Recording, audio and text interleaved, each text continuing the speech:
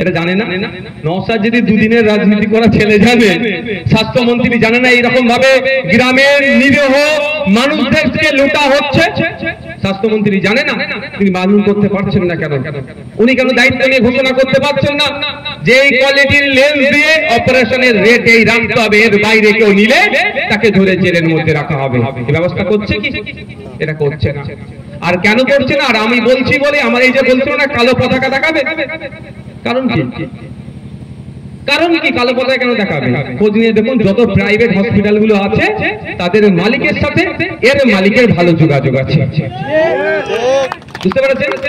মাসোহারা দেয় ওর মালিককে, মালিকের জন্য তো একটু কি করে, আমি ঘেউ ঘেউ বললে বলে কুকুরের সাথে তুলনা করছে, আমি ঘেউ ঘেউ বলবো না ভাই, বলে বললে কুকুরের সাথে তুলনা করছে, আমি ওটাতে যাবো না। বুঝতে পারছেন আসলে রহস্যটা কোথায়? ওই জন্য তো কালো পতাকা দেখবে, দেখা না কেউ একজন দেখিয়েছে জিন্দেগিতে, বলে কালো পতাকা কালো কি হবে, চলে যাবে না, আমি একদম কালো হয়ে যাবো, এমনি কালো হয়ে যাচ্ছি, উনি চাপ নেই।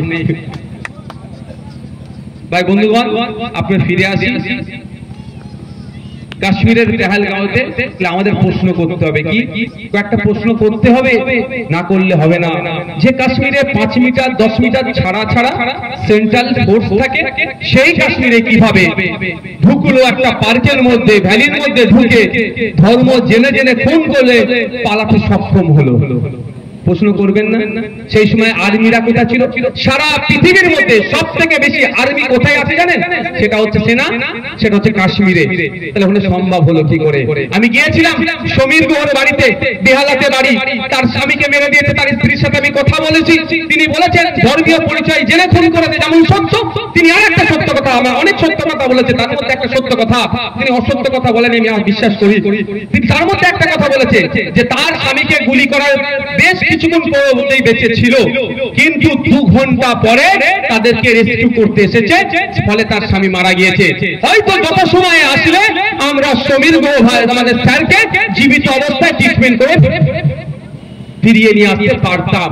তাহলে প্রশ্ন এখানে, যেখানে ঢুকে গুলি চালিয়ে 2 ঘন্টা পরে আর্মি আসলো, সেনা আসলো, তাহলে এই 2 ঘন্টা হয় আমাদের সেনাদের কাছে খবর যায়নি, আর না হলে আমাদের সেনাদেরকে আসতে দেয়নি। এটা তদন্ত সাপেক্ষ। তাহলে কোন গাদ্দার গুলো ছিল, যে গাদ্দার গুলোর জন্য আমাদের ভারতবর্ষের নিরীহ 26 জন হিন্দু নাগরিককে শহীদ হতে হয়েছে, সেটাকেও খুঁজে বার করতে হবে। তারা কাশ্মীরের বর্ডার থেকে, তারা পাকিস্তানের বর্ডার থেকে ওই জঙ্গিগুলোকে, যারা মানবতার শত্রু, তারা শুধু কাশ্মীরের শত্রু নয়, সারা ভারতবর্ষের যারা শত্রু, তাদেরকে আসতে সহযোগিতা করলো, তাদের হাতে বড় অস্ত্র তুলে দিল, সেই ব্যাটাগুলোকে খুঁজে বার করে তাদেরকে বিচার করে ফাঁসিতে ঝুলাতে হবে। কিন্তু বিচারটা করবে কে?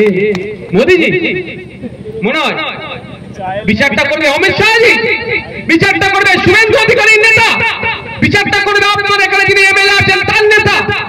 2019 সালে পুলওয়ামার মতো ঘটনা ঘটেছিল, আমাদের সেনাকে শহীদ করে দিয়েছিল, সেই সময়ও শুনেছিলাম জবাব দেওয়া হবে। জবাবটা শুধু স্টেজে বসে পাবলিককে দিয়েছিল ভোটের জন্য।